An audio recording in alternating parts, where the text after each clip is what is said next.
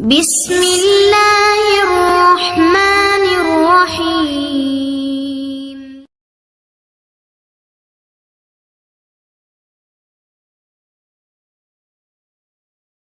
الحمد لله رب العالمين والصلاة والسلام على رسوله الكريم نبينا محمد وعلى آله وأصحابه أجمعين أما بعد.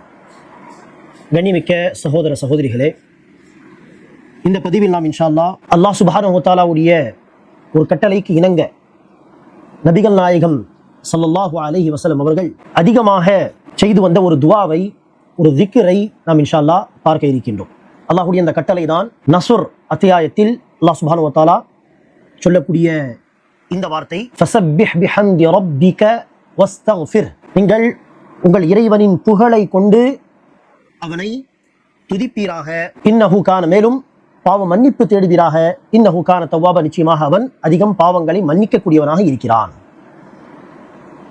ஆக உமது இறைவனின் புகழை கொண்டு, ஹம்து புகழை கொண்டு உம் இறைவனை நீங்கள் துதிப்பீராக, பரிசுத்தப்படுத்துவீராக, மேலும் பாவ மன்னிப்பு தேடுவீராக என்று அல்லாஹ் சுப்ஹானஹு வ தஆலா கட்டளையிடுகிறானே, இதற்கு இணங்க நபிகள் நாயகம் ஸல்லல்லாஹு அலைஹி வஸல்லம் அவர்கள் செய்து வந்த பிரார்த்தனை நாம் இன்ஷா அல்லாஹ் பார்க்கலாம். அன்பானவர்களே, இந்த சூராவை சுருக்கமாக நாம் புரிந்து கொள்ளலாம்.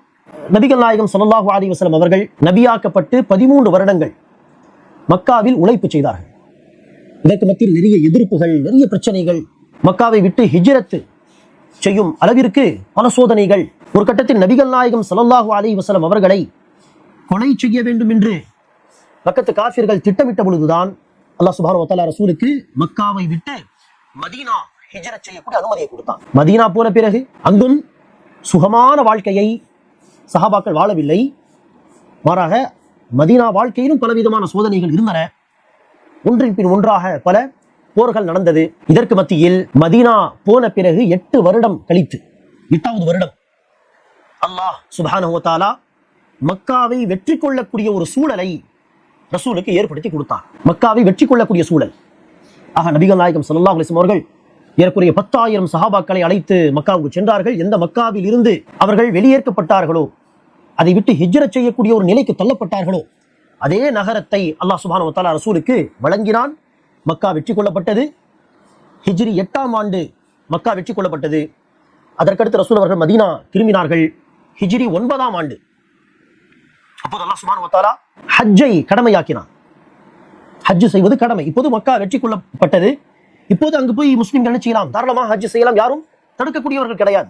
ஆக மக்கா வெற்றிக்கு பிறகு அல்லாஹ் ஹஜ்ஜை கடமையாக்கினான். ஆனால் அந்த வருடம் ரசூல் ஸல்லல்லாஹு அலைஹி வஸல்லம் அவர்களால் ஹஜ் செய்ய முடியவில்லை. காரணம், அந்த ஹிஜ்ரி 9ஆம் ஆண்டு நிறைய கூட்டங்கள், கூட்டம் கூட்டமாக மதீனாவுக்கு ரசூலை தேடி மக்கள் வருவார்கள்.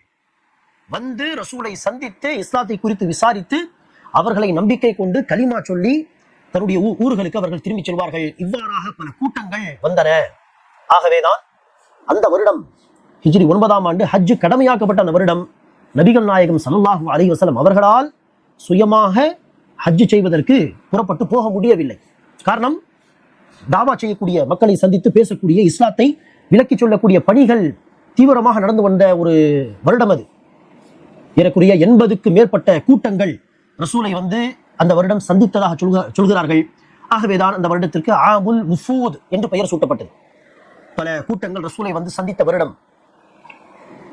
ஆகவேதான் அந்த வருடம் ரசூல் அவர்கள் ஹஜ் செய்யாமல் அபூபக்கர் சித்தீக் ரலியல்லாஹு அன்ஹு அவர்கள் தலைமையில் சில சஹாபாவை அனுப்பி வைத்து ஹஜ்ஜை நிறைவேற்றி வரும்படி சொன்னார்கள். அடுத்த வருடம் ஹிஜ்ரி 10ஆம் ஆண்டு அப்போது ரசூலுல்லாஹி அவர்கள் ஹஜ் செய்தார்.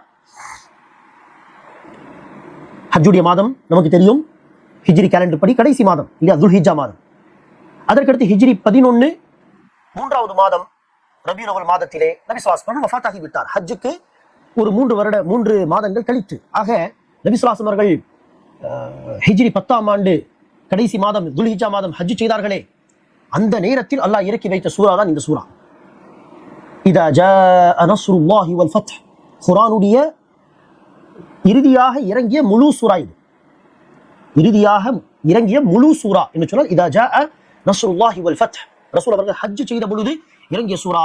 அந்த சூராவில் அல்லாஹ் ஏற்கனவே அல்லாஹ் ரசூலுக்கு, சஹாபாவுக்கு, பொதுவாகவே முஸ்லிம்களுக்கு கொடுத்த அந்த அருட்கொடையை சொல்லி காட்டுகிறான். இதா ஜாஅ நஸ்ருல்லாஹி வல் ஃபத்ஹ், அல்லாஹ்வுடைய உதவியும் வெற்றியும் வரும் பொழுது وَرَأَيْتَ النَّاسَ يَدْخُلُونَ فِي دِينِ اللَّهِ أَفْوَاجًا இன்னும் நீங்கள் மக்களை கூட்டம் கூட்டமாக இஸ்லாத்தின் நுழைவதாக பார்க்கும் பொழுது فَسَبِّحْ بِحَمْدِ رَبِّكَ وَاسْتَغْفِرْهُ உமது இறைவனின் புகழை கொண்டு துதிப்பீராக, தஸ்பீஹ் செய்வீராக, வஸ்தக்ஃபிர் பாவ மன்னிப்பு தேடுவீராக, இன்னஹு கான தவ்வாபா நிச்சயமாக அவன் அதிகமாக தௌபாவை ஏற்றுக்கொள்பவனாக இருக்கிறான்.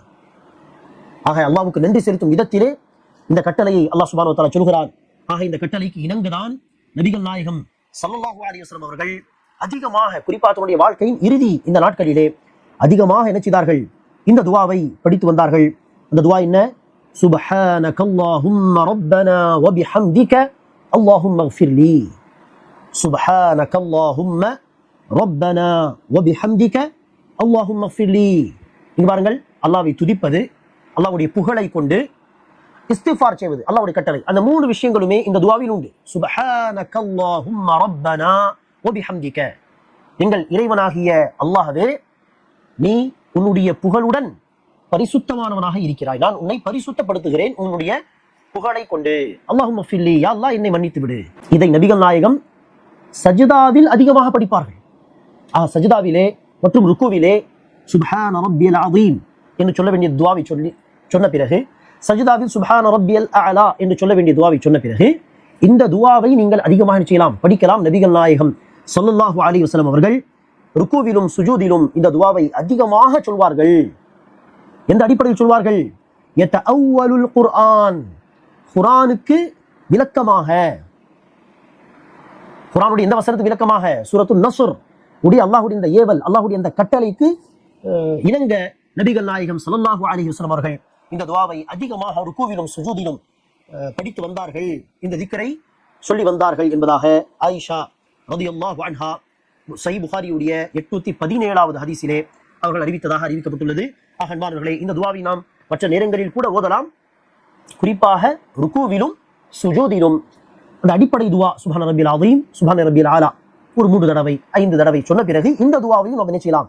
இன்ஷா அல்லாஹ் சேர்த்துக் கொள்ளலாம். இந்த துஆவிலே தஸ்பீஹும் இருக்கிறது, தஹ்மீத் அல்லாஹ்வை புகழ்வதும் இருக்கிறது, இஸ்திஃபாரும் இருக்கிறது. மிக தேவையான, மிக அருமையான ஒரு பிரார்த்தனையாகும். அல்லாஹ் சுப்ஹானஹு வ தஆலா அனைவருக்கும் நபிகள் நாயகம் ஸல்லல்லாஹு அலைஹி வஸல்லம் அவர்களுடைய வழிமுறையை பின்பற்றி நடக்கக்கூடியவர்களாக இருந்து, நபி ஸல்லல்லாஹு அலைஹி வஸல்லம் அவர்களுடைய இந்த துஆக்களையும் மனப்பாடம் செய்து பொருள் அறிந்து உள்ள தூய்மையோடு அதிகமாக இந்த துஆக்களை எல்லாம் கடைபிடிக்கக்கூடிய பாக்கியத்தை தருவானாக. ஆமீன். அஸ்ஸலாமு அலைக்கும் வரஹ்மத்துல்லாஹி வபரகாத்துஹு.